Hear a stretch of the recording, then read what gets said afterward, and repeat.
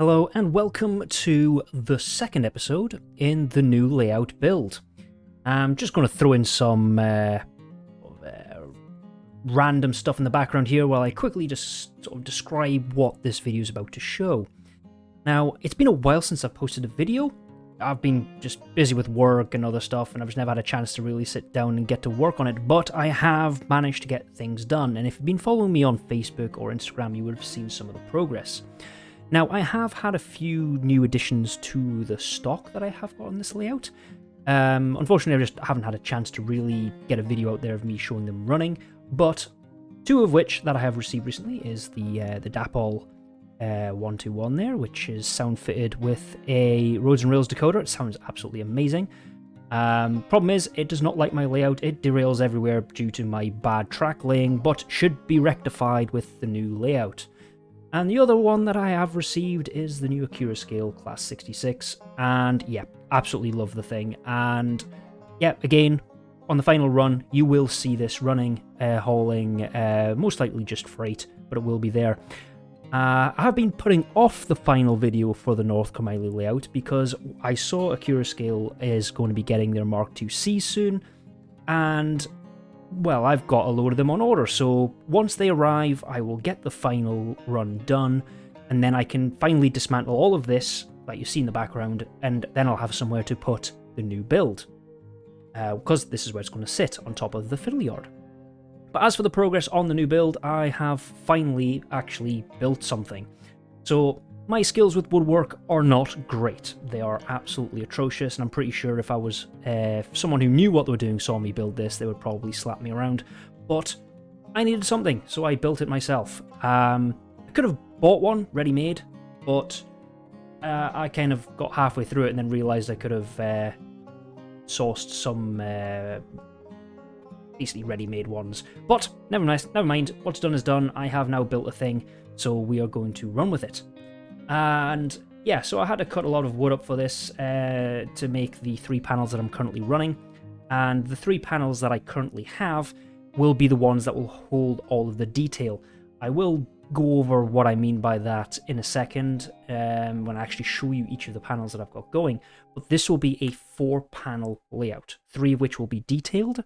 Panel 4 will be the Fiddle Yard, which will have some kind of weird contraption going on that I'm planning in my head to make it work for the space that I have available to me. Now, I should point out that the purpose of this build is solely so when the time comes to move, I still have trains that I can run. I still have something to build on, and I still have something to test new trains on and just overall enjoy a good layout. So this is not going to be the most professional, it's not going to be absolutely fantastic, it is just solely there to do the job. However, if it goes well, then we'll look at options on what I'll do with it in the future. But for now, it's just going to be put together. Now, as you can see, this is where I currently am. I have 3 panels, so we've got section 1, 2, and 3 going from right to left, and this is about as big as it's going to be for the initial stage. Now, I do have plans to possibly make it longer or shorter, but for now, this is what we've got. And as you can see, it's actually quite a bit of detail length. It's about the same as North Carmyllie, but we'll see how it all turns out in the end. But this is section 1. As you can see, there is 3 tracks right now, and I've got a few little models placed on there just for scale reference, and a very pointy bayonet just so I can point at things. So this platform here is going to be the DMU platform, effectively. Its sole purpose is just for a couple of little one car or 2 car DMUs to pull in and out and just keep the sort of space clear, with the far platform approximately being about 4 carriages long, designed so a locomotive can run in, uncouple, run around, pick up and leave. We then have an engine shed that'll be sitting off so closer to the viewing side of the layout on the right hand side there, but I'm also planning on another track running alongside the platform on this side, not for passenger use, but think if you've ever been to the Caledonian Railway and the Bridge of Dun, they have these sort of platforms full of stock, and like that would be waiting restoration or storage. And I'm also thinking of a similar idea on this side of the engine shed, depending on space.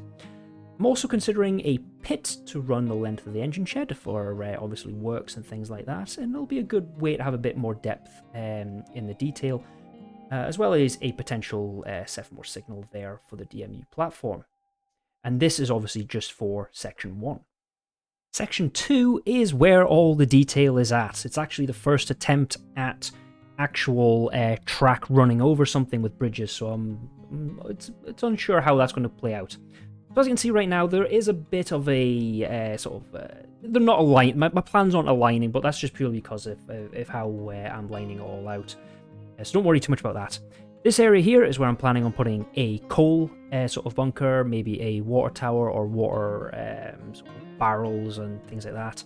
And also potential sites for signal boxes. Not sure which side it's going to be on yet, one of the two. I'm considering this side because it's just got a better view to everything and a potential Sephmore in front. And yeah, so like I said, this side of the signal box, because it can see everything, you can see down the trackway and you can see up the platform length. But we'll see how it pans out. Nothing's final yet, just a sketch on a piece of paper. As you can see, this is where the real depth currently is. This is my first attempt at a potential bridge, so I am really trying my best here. I'm going to fill these gaps here with more of this wood, but they'll be then backfilled with some scud mold or something along those lines, so you won't really see it. And then something underneath. It's probably going to be a river, but I'm toying between a few ideas, but it's very likely to be a river, not a road. And this will be obviously the bridge section in the middle. I've got a few ideas with that one. Not sure I'm going to do that yet. But the whole thing will flow down.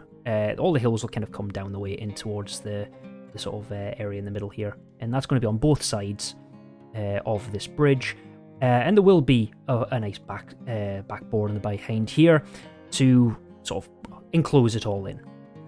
But yes, first time. I'm not done this on the North Carmyllie layout. I kind of didn't do it. I should have done some kind of bridge in detail, but I didn't. So this is going to be the first time where I'm going to have actual trains running over a bridge. And I'm looking forward to getting it to work. Now, Section 3, or Panel 3, is actually going to be the most important piece, as this is not only going to have the main join between the detail layout and the Fiddle Yard, but is also what's going to hide the trains leaving between the two.